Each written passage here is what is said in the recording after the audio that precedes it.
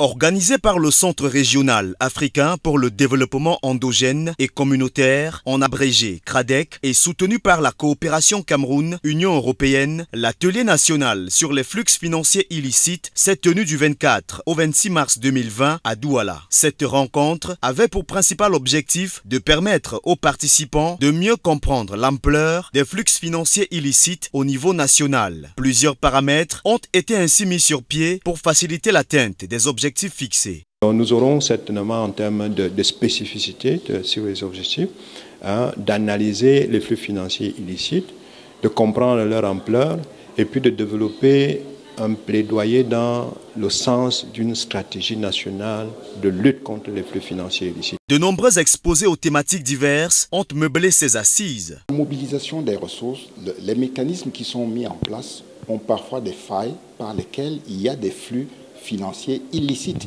Un accent a été mis sur le secteur du médicament. Le secteur du médicament est un secteur très important dans le domaine des flux financiers illicites parce que c'est un secteur un peu indolore.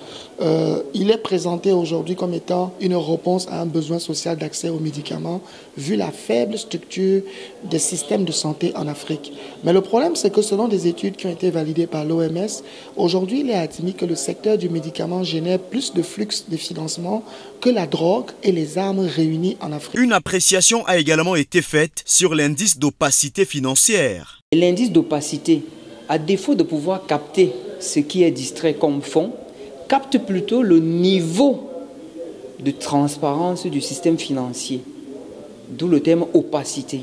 Opportunité d'apprentissage, cet atelier a été un lieu privilégié d'échange avec les acteurs principaux et les différents participants. Il est important de rappeler que les flux financiers illicites en provenance d'Afrique sont devenus une préoccupation majeure en raison de leur ampleur et de leur impact négatif sur les programmes de développement et de gouvernance.